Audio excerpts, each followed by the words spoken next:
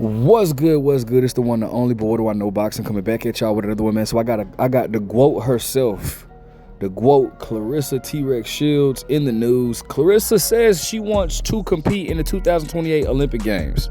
All right.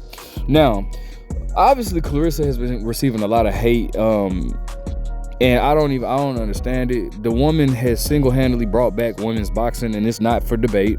I don't care what nobody says. Before Claressa Shields, nobody was talking about women's boxing since the 90s or early 2000s with Layla Ali. Nobody was talking about women's boxing. As a matter of fact, somebody had made a comment on my post, which was super smart. I really loved the analogy. Women's boxing was treated like the WNBA before Claressa Shields came along. So any of the women that get attention now from women's boxing needs to thank Claressa Shields, the Katie Taylor, the Amanda Serrano's, all of those great fighters, Alicia Baumgartner, all of those great fighters. But y'all gotta pay homage because Claressa Shields is, whether y'all want to admit it or not, and I'll go toe to toe and debate anybody. The only reason Savannah Marshall was as big as she was because the rivalry with her and Claressa Shields. Claressa Shields brought back women's boxing. No debating that at all. All right. She wants to, so she receives a lot of hate. But here's the thing: before you guys hate, I'm gonna get into the article too. But before you guys try to hate on her, just know that it has been America is the only place where amateurs are not allowed. Pros are not allowed to compete in the USA. Not USA, but in the Olympic Games. Any other country, they're allowed to. They just changed it recently, where like a pro can only have a certain amount of fights before. Because I believe Keyshawn Davis had like 2 pro fights, and he was able to compete in the Olympic Games for what was that 2020? I think it was 2020. But in other countries, pro fighters has compete in the Olympic Games or whatnot. So before y'all try to bash Claressa Shields, including Manny Pacquiao tried to, but before y'all try to bash Claressa Shields, just think about that. But let me go ahead and get into the article, and then I'm gonna give you my opinion. All right, shout out to the Boxing News app. It says Claressa Shields wants to come back to the Olympic ring. Claressa Shields has done it all in the ring twice. Now, the 2-time Olympic gold medalist wants to remake history one more time by returning to the amateur ranks to represent Team USA at the 2028 Los Angeles Olympics. Speaking at a media workout in Brooklyn, the 30-year-old undefeated champion made her pitch. If America wants to get another gold medal, you put Claressa Shields in the 2028 Olympics. That's what you're doing. USA Boxing currently prohibits professionals from competing in amateur competition, but other countries have embraced the shift, sending pros with extensive records to games. I just talked about that too, y'all. See, so before y'all try to criticize Claressa Shields in this is not nothing new. Countries have done these things before. Actually, Manny Pacquiao himself was trying to compete in Olympics. I want to say it was the 2020, or at one point he spoke on wanting to compete in the Olympics or whatnot. But anyways, Shields referenced this global trend, citing names like, I can't pronounce these names, Bakali, Jolovo, both whom transition seemingly between pro and amateur circuits. Shields emphasized that her motivation isn't financial but legacy driven. Everybody wants money, but 3 Olympic gold medals, I'm already stunning with the 2. I'll change it to 3 quick. She also floated the idea of Olympic champions monitoring the future squads to instill the mental edge she says Team USA lacks today. Now preparing to defend her undisputed heavyweight crown on July 26 against Lanny Daniels, Shields makes it clear that she is retired from the MMA, where she went 2-1 in the PFL. Her focus is back where it began in boxing, and if the USA Boxing is open to the idea, 2028 could mark the return of one of the sport's most dominant forces. All right, so let's talk about it. Now, shout out to Claressa Shields for wanting to represent America once again. You know what, though? I just thought about something. it's funny. She wants to represent a country full of people that really like to hate on her, and that's sad. Cause I guarantee you, majority of the people that's gonna try to bash her for this is Americans. That's how America operates. America go for a foreigner before rooting for their own. Like, this is just the stupidest thing in the world. I commend Claressa Shields, but you know what? In my opinion, I wouldn't even do it. I wouldn't even do it. Two things. One, they're gonna hold this over her head and criticize her. Oh, you're a professional. Why are you going into amateur? First of all, it was what was that dude's name? I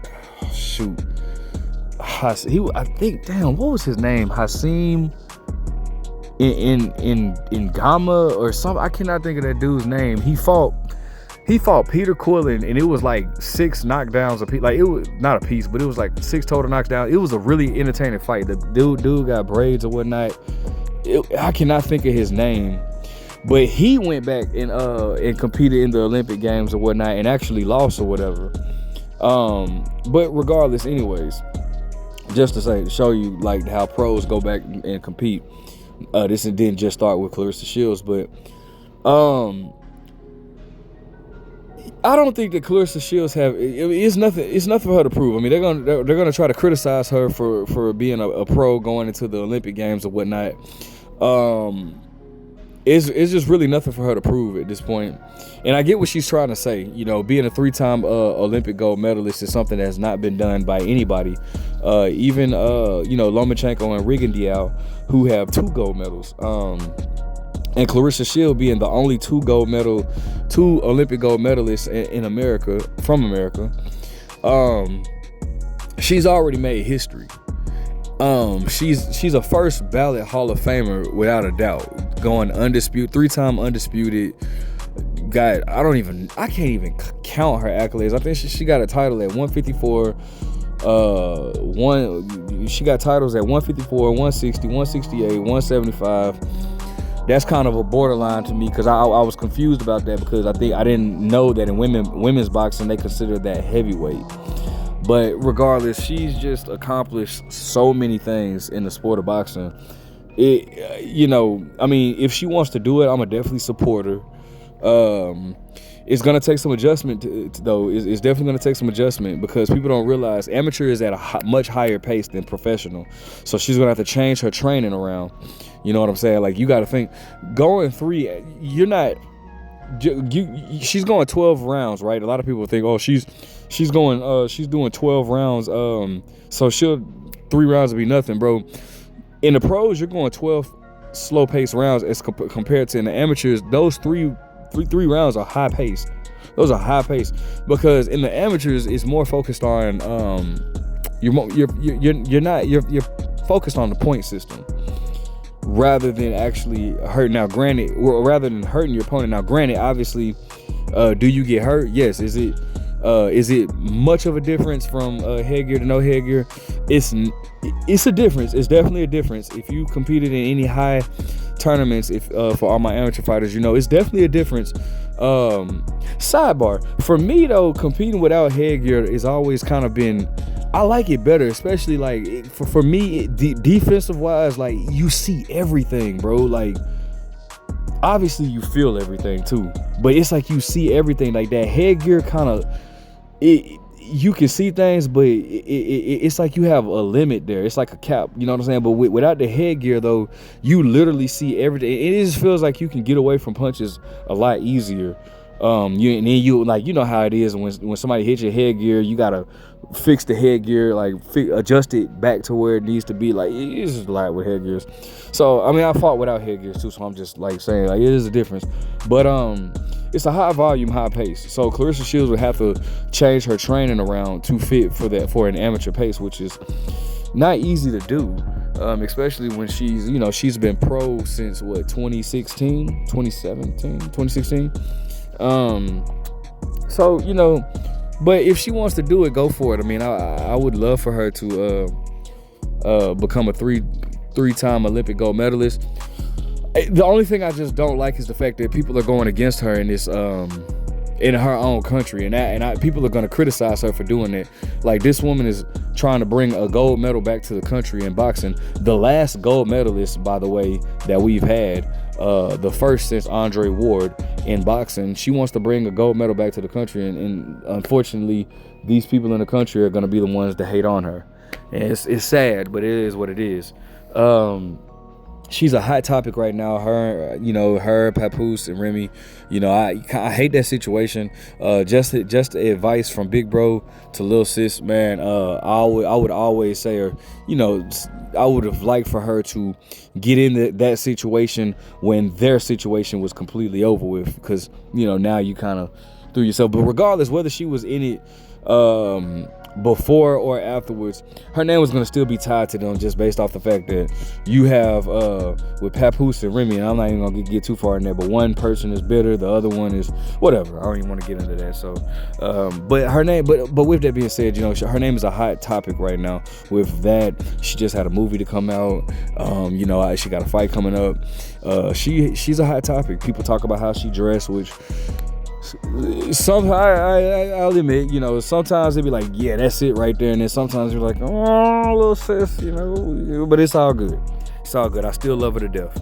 Anyways, let me know what you guys think. Make sure you guys like, comment, subscribe. But what do I know?